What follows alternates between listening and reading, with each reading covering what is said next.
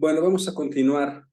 Decíamos en el video pasado entonces que el feminismo impactó de manera evidente, los estudios de género impactaron evidentemente el derecho al establecer la necesidad de transitar de la igualdad formal, que conocemos como igualdad ante la ley, ¿no? Para construir o generar las condiciones que permitieran establecer una igualdad sustancial, es decir, que no solamente la igualdad la veamos en la norma, que es bueno que esté ahí, por supuesto, pero que también la veamos en las condiciones de vida, ¿no? En la interacción social. Bueno, esto originó, ¿no? Esta distancia que había entre la igualdad formal y la igualdad sustancial, originó que en el seno de los críticos legal studies se formara un feminismo crítico, ¿no? Entre otras cosas, este feminismo crítico evidenciaba que dentro de los mismos critical legal studies, esos estudios críticos del derecho eran estudios que eran hechos por hombres y que si bien criticaban al derecho como herramienta de poder, no criticaban o dejaban intactos los pilares patriarcales que tenía o que tiene el derecho, ¿no? Y entonces el feminismo crítico se construye desde los Critical Legal Studies como un bastión, como una rama de los Critical Legal Studies que critica a los propios Critical Legal Studies y que hace un análisis crítico del derecho, ¿vale? Entre otras cosas, reflexiona sobre estos elementos. Primero, el género como contrato social que determina el comportamiento debido en sociedad. Esto lo van a ver mucho más cuando vean el sistema sexo-género, pero precisamente lo que se resalta aquí es que el género como construcción cultural determina ciertas pautas de comportamiento que deben de cumplir aquellos que se consideran diferentes, entre ellos las mujeres, ¿no? Y estas pautas de comportamiento se encuentran avaladas, legitimadas e incluso plasmadas en normas jurídicas.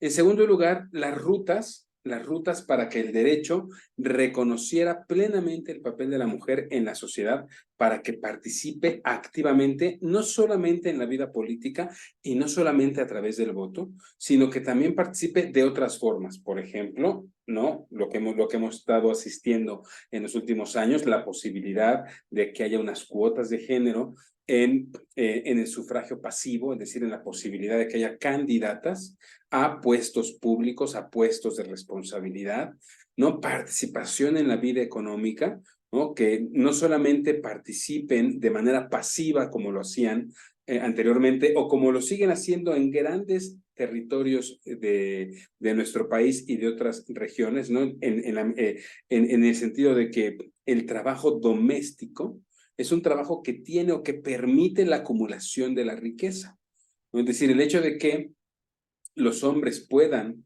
dedicarse a producir es porque en el hogar tienen a una mujer, esa mujer puede ser su madre, puede ser su esposa, su hija, su hermana, ¿no? O a una persona que contratan, que es una mujer, que mantiene la situación doméstica, todo el trabajo doméstico realizado. No se podría producir riqueza si no se tuvieran estos elementos domésticos anteriormente trabajados. Entonces, esta riqueza se produce gracias al trabajo doméstico. El feminismo crítico lo que hace es precisamente pedir que se reconozca esa participación en la economía que hacen las mujeres, ¿no? Participación social y, por supuesto, participación cultural. La importancia de aplicar una metodología femenina, es decir, un análisis feminista, en el análisis de la legislación y su implementación para descubrir los intereses patriarcales en el derecho. Es decir, ustedes recordarán que los Critical Legal Studies establecen esta distinción entre la esencia del derecho y la apariencia del derecho. Dice que la apariencia del derecho es esto que dice la norma y generalmente la norma, según los Critical Legal Studies, nos engaña, a veces de manera explícita, a veces de manera implícita. El objetivo de la teoría crítica es encontrar la esencia de esa norma. ¿Qué es lo que esa norma está buscando? ¿No? Hacíamos este ejercicio, recordarán ustedes, con una norma de corte laboral en la que se establecía el dador de empleo, ¿no? Estará obligado a... Y entonces, este análisis crítico que nos permite encontrar la esencia de la norma, también lo hace el feminismo crítico, ¿no? Para encontrar esa esencia patriarcal que existe en muchas normas. Principalmente esto se evidencia o lo va evidenciando los estudios de género en el área del derecho familiar, en el área del derecho penal, ¿no? Es donde va encontrando unas grandes diferencias de trato hacia el hombre frente a la mujer, ¿no? Por lo tanto, el feminismo crítico concibe el derecho como una herramienta de poder. Es decir, el derecho, lo mismo que decían los Critical Legal Studies masculinos, solo que sin haberse involucrado en estos aspectos femeninos, pues, claro, ¿no? Finalmente, esto eh, confirma lo que personas como Max Horkheimer o como Habermas establecen, ¿no? El poder generalmente, ¿no? Las estructuras de poder nunca van a criticar aquellas estructuras que benefician su propio poder, ¿no? Entonces, algo que aquí evidencia el feminismo crítico es que si bien los hombres que formaban parte de los Critical Legal Studies criticaban al derecho como herramienta de poder, nunca habían entrado a criticar estos intereses o estas esencias patriarcales porque esas esencias son funcionales o beneficiosas para ellos, ¿no? Entonces, lo que dice el feminismo crítico es lo mismo que dicen los Critical Legal Studies, pero desde esta perspectiva de crítica patriarcal.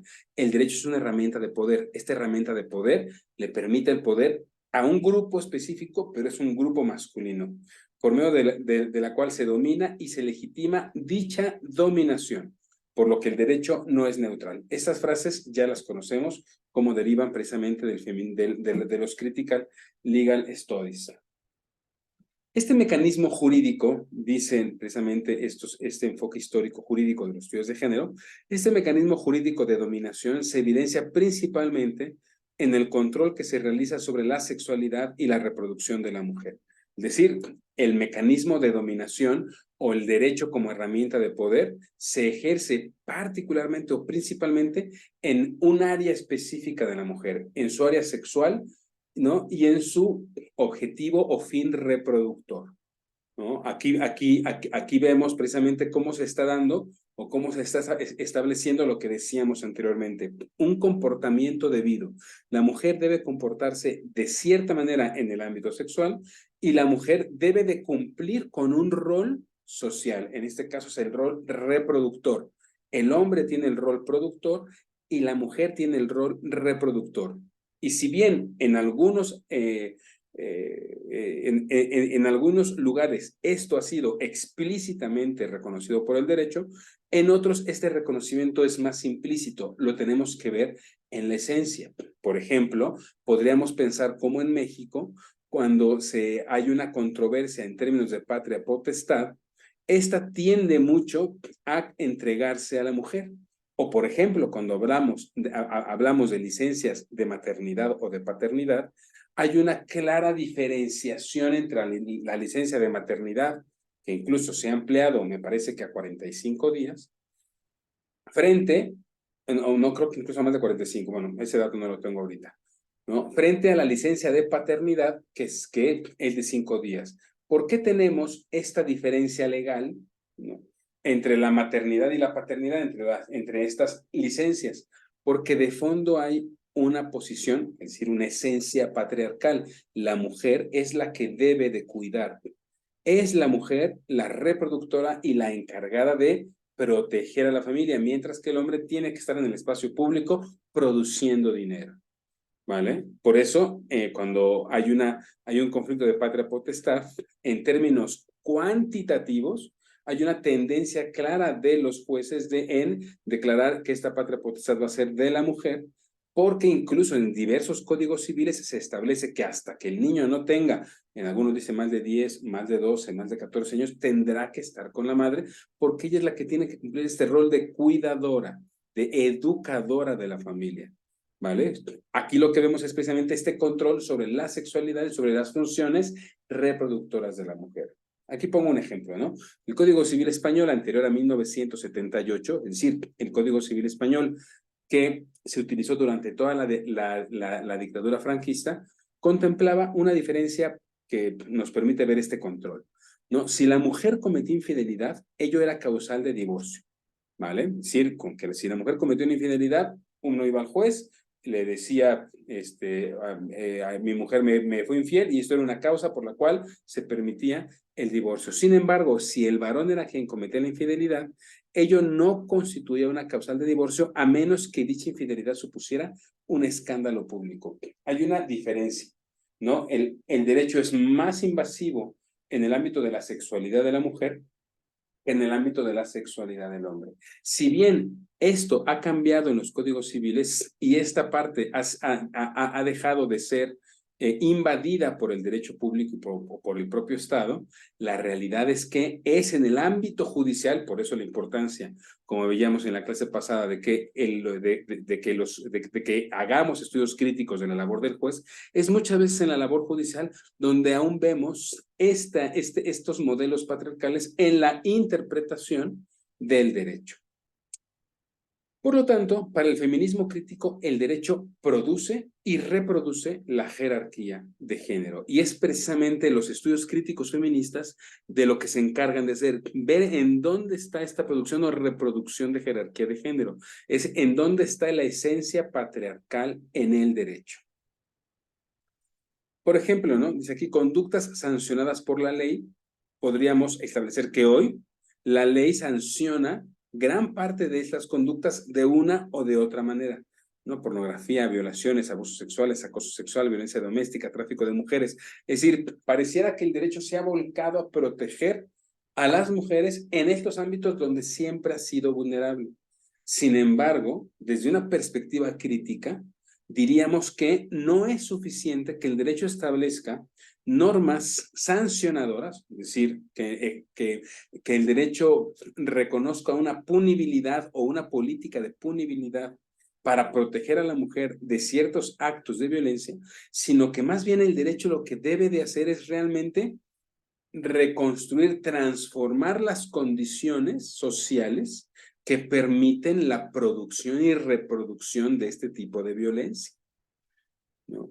Recuerdan ustedes que en algún momento hablamos de la pirámide de la violencia de Galtung, donde tenemos en la parte de arriba de esta pirámide, ¿no? en la cúspide, una violencia directa, pero en la parte de abajo tenemos violencias culturales y violencias estructurales que permiten la violencia directa, ¿no? Un abuso sexual, una violación, el acoso sexual sería la violencia que está en la cúspide de la pirámide, la violencia directa.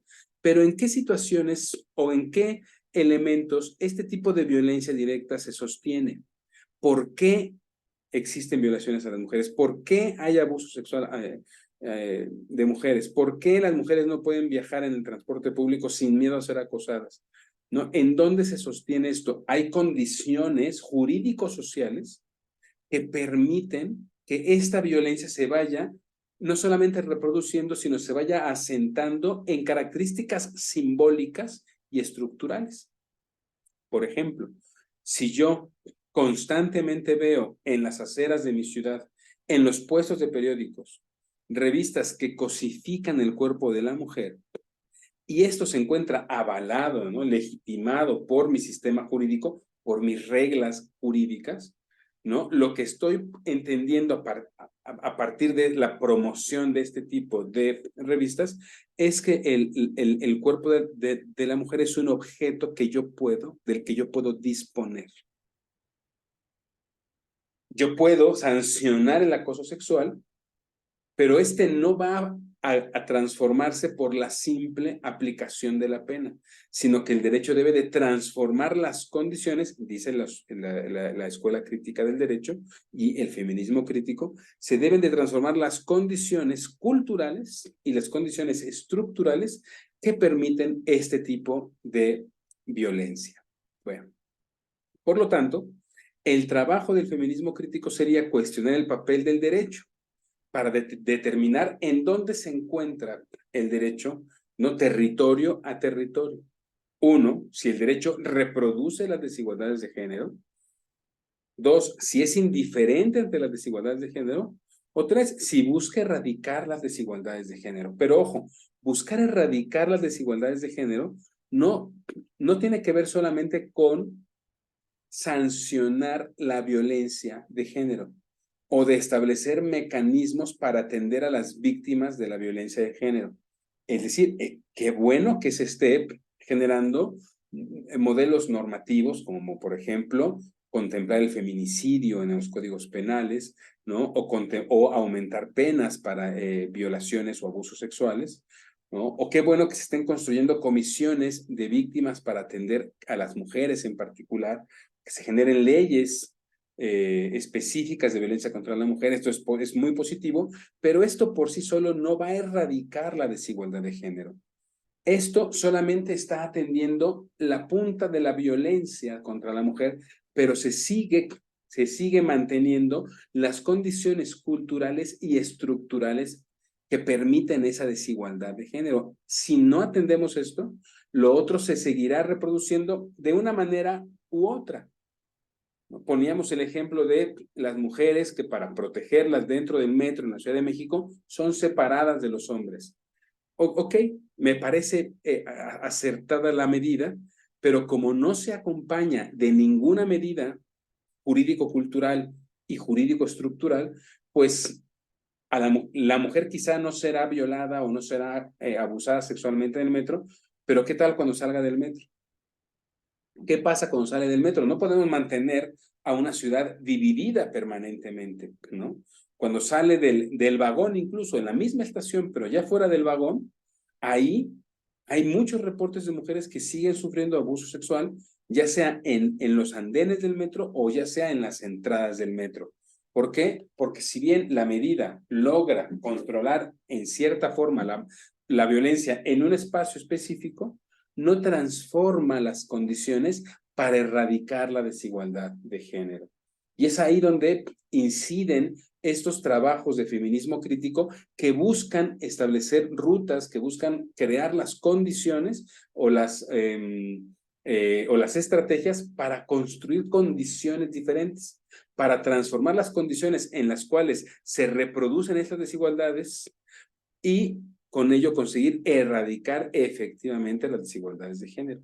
Esto, por supuesto, está muy relacionado con mecanismos de transformación de conflictos, con mecanismos de construcción de paz, y esto es precisamente lo que hace la teoría crítica del derecho, ¿no?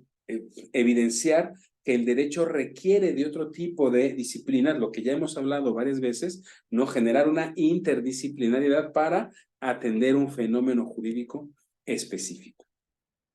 El problema del género en el derecho, entonces, se aprecia en los tres ámbitos, ¿no? Generales o principales del derecho: en la creación del derecho, es decir, en la creación de las normas, en el trabajo legislativo, creamos normas, seguimos legislando normas que no tienen quizá esa perspectiva de género, o no hemos reformado o abrogado esas normas, derogado esas normas que permiten esa desigualdad de género. En la interpretación del derecho, poníamos el ejemplo precisamente de cómo los jueces en su trabajo interpretativo muchas veces siguen manteniendo o reproduciendo esa desigualdad de género, y en la aplicación del derecho, en las políticas públicas. Hay infinidad de situaciones que evidencian esta desigualdad de género. Por ejemplo, un área que casi nadie aborda desde el ámbito del género, pero que tiene mucho que ver con el género, es el ámbito de las pensiones, por ejemplo, ¿no? Si en una familia el esposo, pensemos en una familia, hombre y mujer trabajaron toda su vida, se jubilaron y los dos tienen su pensión. Si fallece el hombre, gran parte de la pensión del hombre se va a ir, ¿no? Va a ser aplicada a la mujer, va a recibir la pensión que recibía su marido. Sin embargo, si se muere la mujer y el marido quiere que el Estado le dé la pensión de la mujer, se empieza a encontrar con un montón de trabas. ¿Por qué? Porque hay estereotipos. Hay estereotipos que no son tan fáciles de transgredir. El hombre protege y cuida a la mujer, pero no al revés. La mujer no cuida económicamente del hombre.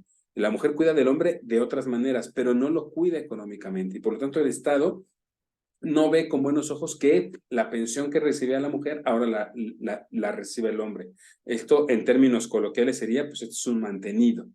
¿Vale? Esto es precisamente políticas públicas que no tienen perspectiva de género. Y esta situación evidencia la vinculación del derecho con la política, la moral y con el resto de las actividades humanas. Y es ahí donde los estudios de género, de manera crítica, buscan transformar la política, ¿no? Poner a prueba la moral y, por supuesto, generar nuevos modelos de actividades humanas. Bueno, vamos a dejarlo aquí y vamos a continuar en el próximo video.